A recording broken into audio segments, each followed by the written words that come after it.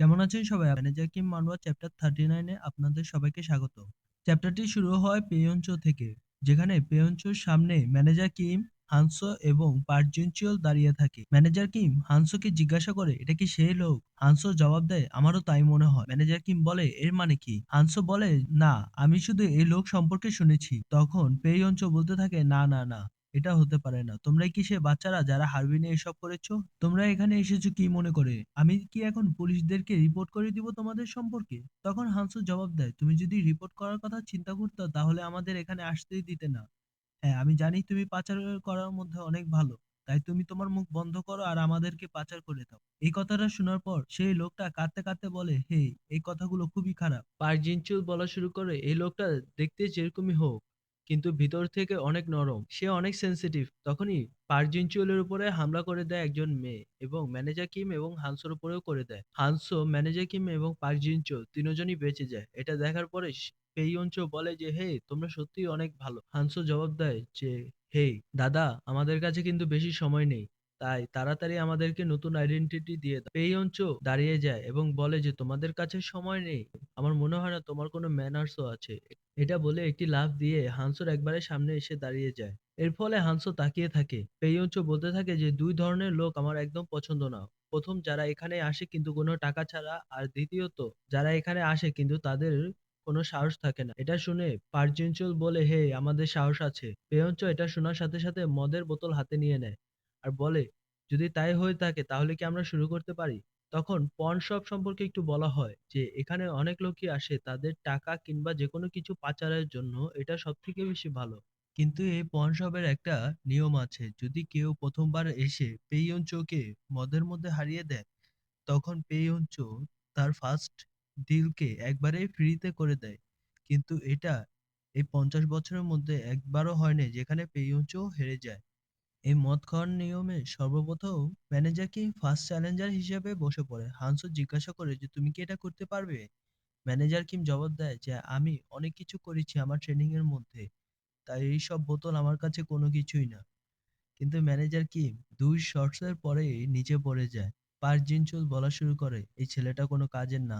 কারণ কি ও পুরো সোসাইটি থেকে অনেক দূরে ছিল। যাক, তাহলে নেক্সট ডে আমি। চলো শুরু করা যাক।" পেইয়ঞ্চো বলে, "ওহ, লম্বা চুল সোলজার, যাক তাহলে তুমি এসে পড়ো।" এখানে পেইয়ঞ্চো এবং পার্ক জিন-চুল দুজনেই একসাথে খেতে থাকে। আশেপাশের লোকরা পার্ক জিন-চুল সুনাম করতে থাকে যে, "না, এই ছেলেটা সত্যি অনেক ভালোভাবে খাচ্ছে।"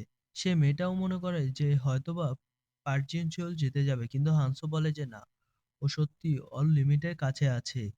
ও অনেক কষ্ট করে নিজেকে জাগিয়ে রাখার চেষ্টা করছে, কিন্তু এই বুড়োর কোনো কিছু হচ্ছে না। বুড়োর তো এখনো কালারও চেঞ্জ হয়নি। এই খেলাটা সত্যিই শেষ। পার্জিনচুলের এখন থামানো উচিত। তখন পার্জিনচুল বলে যে, "হে, আমার কাছে আসবে না। এটা একটা ব্যাটল, ঠিক আছে? আর যত যাই হোক আমি এখানে হার মানবো না।" এই কথা শোনার পরে পেইয়ঞ্চো বলে যে, "হ্যাঁ, তোমার সত্যি অনেক সাহস আছে। যাক, আরো বোতল নিয়ে আসো। এই তোমরা আরো বোতল নিয়ে আসো। বোতলকে থামতে দিবে না।"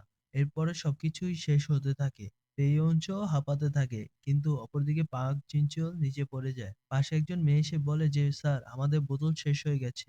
পেইয়ঞ্চো বলে, "হেই ছেলে, তোমাকে সত্যি আমার পছন্দ হয়েছে, কিন্তু আমাদের মধ্যে জিতেছে কে?" পার্ক বলার চেষ্টা করে, "আমি এখনো খেতে পারবো।" কিন্তু হানসো তখন তার মাথার উপর একটি বাড়ি দিয়ে তার সেন্স আউট করে দেয় আর বলে যে, "না, অনেক হয়েছে, এই গেম এখন ওভার। তাহলে তাড়াতাড়ি আমরা আমাদের যে কাজ সেটা সম্পর্কে কথা বলি। আমাদের নতুন আইডেন্টিটি বানিয়ে দাও।" যত যাই হোক, পান শপে তো এরকমই হয়, তাই না? তখন পেইয়ঞ্চো একটু রাগান্বিত হয়ে বলে যে, "হে, তুমি ঠিকই আছো। কিন্তু তুমি একটা জিনিস ভুলে গেছো, অ্যাথলেটিক হানসো সিয়ং।" তখন হানসো বলে যে, "তুমি আমাকে জানো?" পেইয়ঞ্চো বলে, "অবশ্যই, আমি জানবো না কেন? তুমি টাইকোয়ান্ডোর মধ্যে অনেক ভালো। আর তুমি অলিম্পিক্সেও গিয়েছিলে। আমি তোমার ফ্যান ছিলাম। তুমি অনেক বেশি ফেমাস। আর এটা সত্যিই কিছুটা অবাক করার বিষয় যে তুমি এখানে এই কাজ করছো কেন?" তখন হানসোর অতীত দেখানো হয়, যেখানে হানসো বলছে যে, "কি বলছো এসব? আমি এখনই গোল্ড মেডেল জিতেছি। তাই আমি এখন মিলিটারিতে সার্ভ করব কেন?"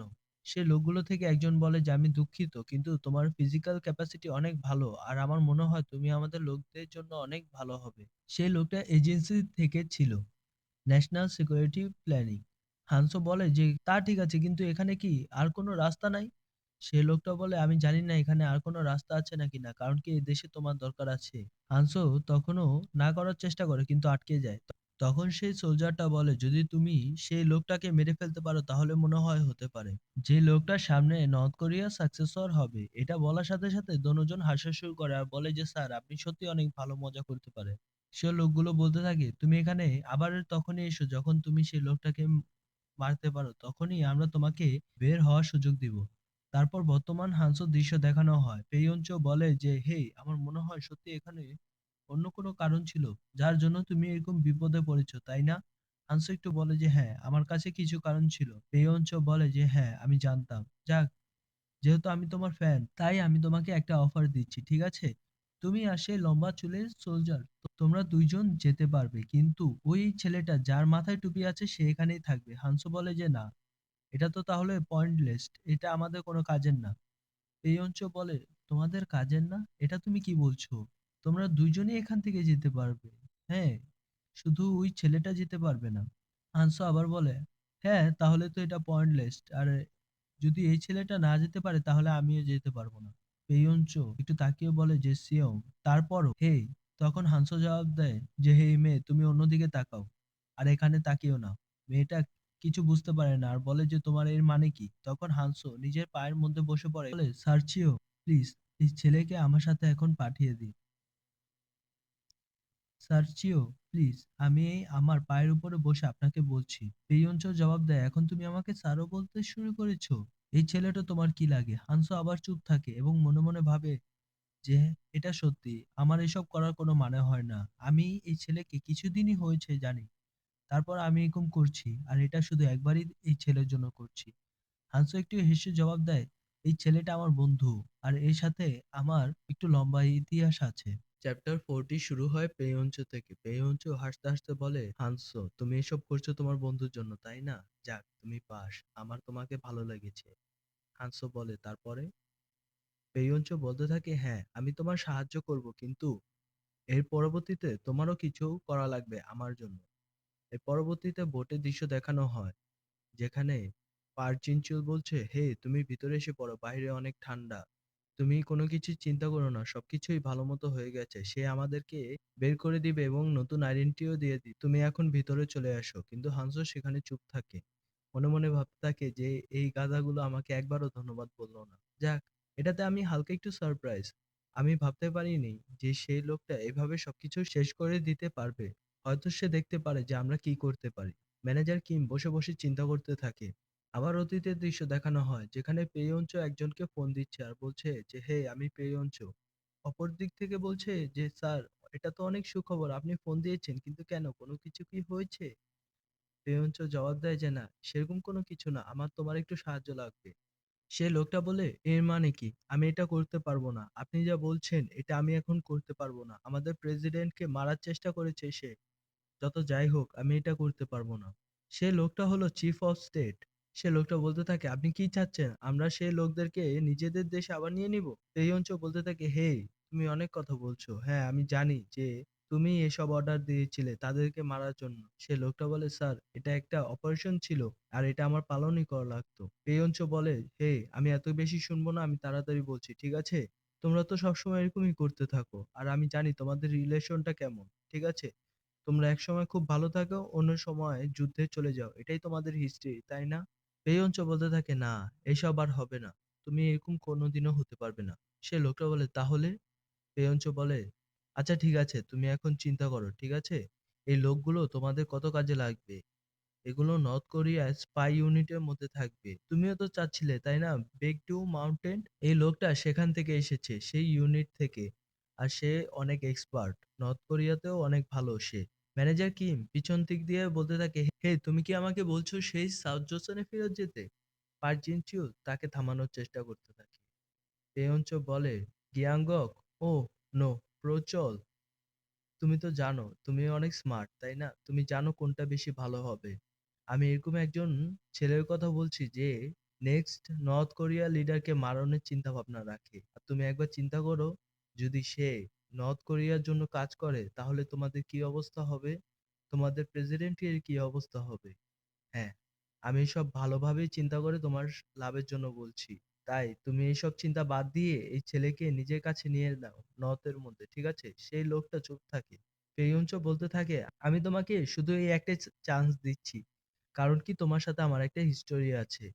আর তুমি এটাও জানো যে এই ছেলেটা ততদিন পর্যন্ত মরবে না যতদিন পর্যন্ত আমি ওর পিছনে আছি।"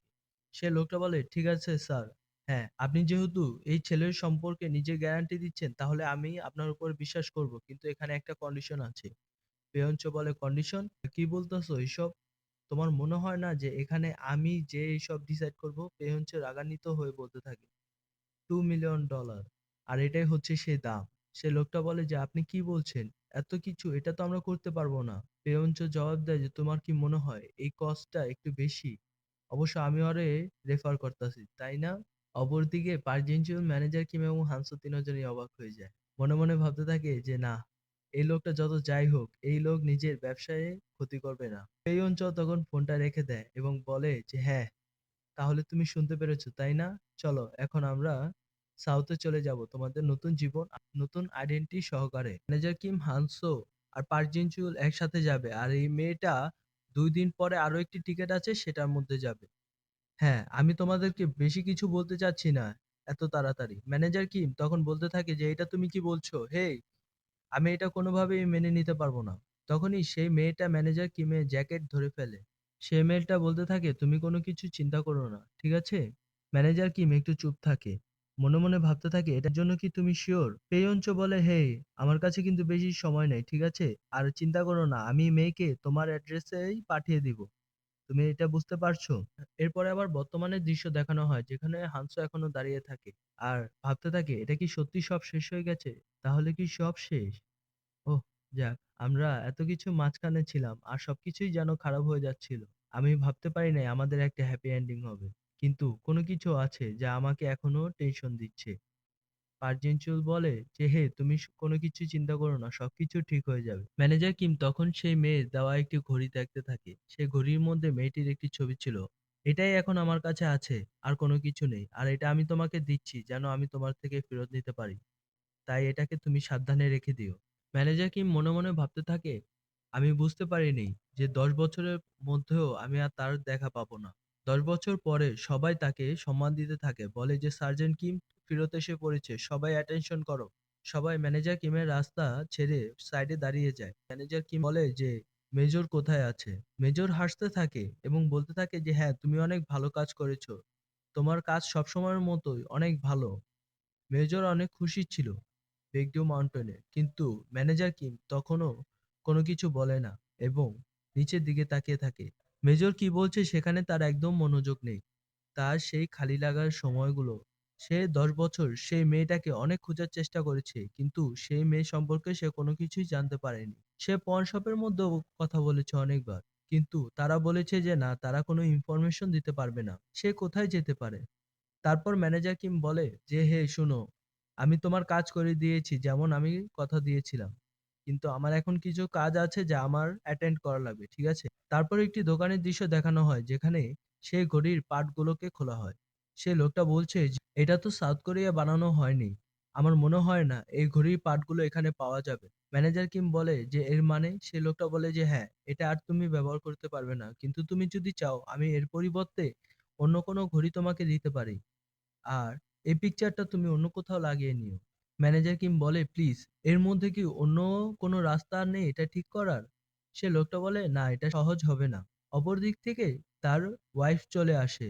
মেয়েটি এসে বলে যে, "হেই!" লোকটা জবাব দেয়, "হাই আনি।" মেয়েটি বলে যে, "এই নাও, আমি তোমার জন্য পানি নিয়ে এসেছি।" তারপর বলে যে, "হে দেখো, এই মেয়েটা তো একদম দেখতে সুজিনের মতো।" লোকটা জবাব দেয়, "কে সে?" মেয়েটি বলে, "তোমার কি মনে নেই? আমি একজন অল্প বয়সী মেয়ের কথা বলেছিলাম যে আমাদের ভলান্টিয়ার ওয়ার্কের সাথে আছে আমার মতো।" ম্যানেজার কিম তখন শুধু তাদের কথা শুনতে থাকে। এর পরবর্তীতে তিনি সেই ভলান্টিয়ার ব্যাচে চলে যায় যেখানে সুজিন কাজ করছে। পাশে থেকে বলছে যে, "সুজিন দেখো, আরো লোক এসেছে।" সুজিন সবাইকে খাবার দিতে থাকে এবং বলতে থাকে, "পরের জন আসতে থাকেন।" এর মধ্যে একটি লোক এসে দাঁড়িয়ে যায় এবং বলে যে, "এই জায়গাটা কি প্রতিদিনই খোলা থাকে?" মেয়েটি বলে, "হ্যাঁ।" তারপর দৃশ্য দেখানো হয় যেখানে ম্যানেজার কিম দাঁড়িয়ে থাকে। ম্যানেজার কিম বলে, "আমি যদি আগামীকালকেও আসি তারপরও কি তোমাকে পাবো? তাহলে কি আমি আগামীকালকে আসতে পারবো?" সেই মেয়েটা বলে, "হ্যাঁ, আপনি সত্যিই আসতে পারবেন।" কিম আবার বলতে থাকে, "আমি কি তার পরের দিনও পাবো? ঠিক আছে।" কিন্তু এর পরের সপ্তাহ সুজিন একটু অবাক হয়ে যায় যখন তিনি উপরে তাকায় দেখে যে ম্যানেজার কিম কাঁদতে কাঁদতে তার দিকে তাকিয়ে থাকে এবং বলে যে অবশেষে আমি তোমাকে পেয়ে গেছি।